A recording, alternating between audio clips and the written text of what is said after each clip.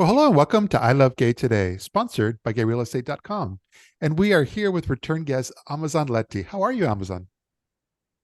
Very well, thank you. Great to be back I, again.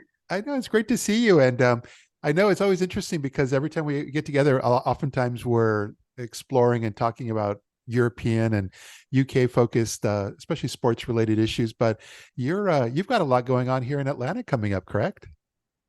I do. So I am part of the LGBTQ Institute Business Forum that's happening on the 10th of October, and you can still get tickets for that. And I'm moderating a sports and business panel, Changing the Game. Wow, wow.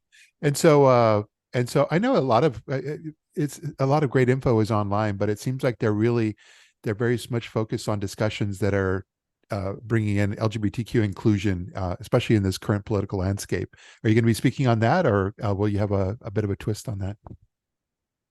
Absolutely. I mean, we have Georgia equality involved, so we'll be looking from a legislative angle in terms of, states supporting LGBTQ inclusion. We'll also be discussing the 23 states that have banned trans kids from playing sports, but we have some other fantastic guests from the Atlanta Hawks, the Atlanta Braves, Wow. talking about sports teams and sports in general in terms of their responsibility in champion LGBTQ inclusion in sports.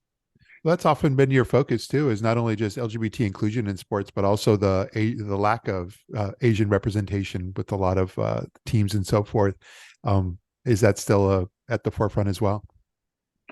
It is because when you look at American sports or any global sports from the West, we still see so few Asian representation. And then when you look at out Asian athletes, I can count the number on one hand. And, every single Western country, when you think of the Commonwealth Games or the Olympics, major sports events where they're sending, hundreds of athletes to different countries, Yeah. out of so many hundreds, you'll only find maybe 10 coming from ethnic minority groups. So it's still an issue when we talk about inclusion in sports. It's not just LGBTQ inclusion, but it's diversity in sports as well.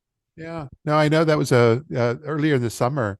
There was a great article you were a part of that really touched on this exact topic when it came to FIFA and some of what they're dealing with.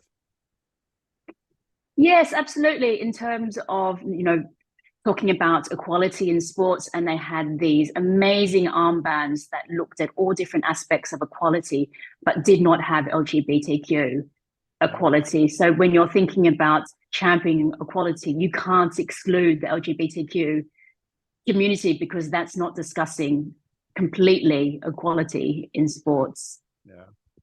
There's a lot happening. Yeah, it's probably a great time to be in the Atlanta area because, in fact, you and I were just talking that U.S. Soccer is bringing their headquarters there as well.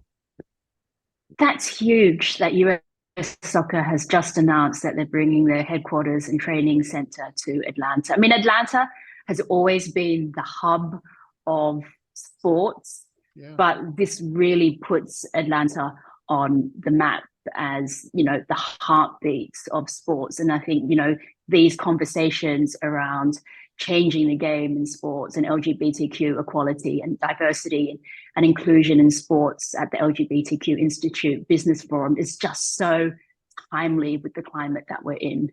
Yeah. No, I believe it was FIFA that was actually going to touch on and have a diversity workshop panel, the whole thing going on here in New Jersey coming up. But I believe that was canceled recently. So I think we're all staying tuned to see what might come up from because I know that that's top of mind with a lot of the folks involved with that. I think for many sports organizations, they talk about diversity, inclusion in sports, but, words go so far. It's really in your actions in terms of, what policies are you putting in place? What does that journey look like for ethnic minority groups? How are you supporting LGBTQ athletes that are out? Or how are you creating safe and nurturing environments so if someone does come out what kind of support network does that look like for them. Yeah. Anything exciting after this coming up between now and the end of the year? I am working on a very big sports legacy project to launch in the US next year.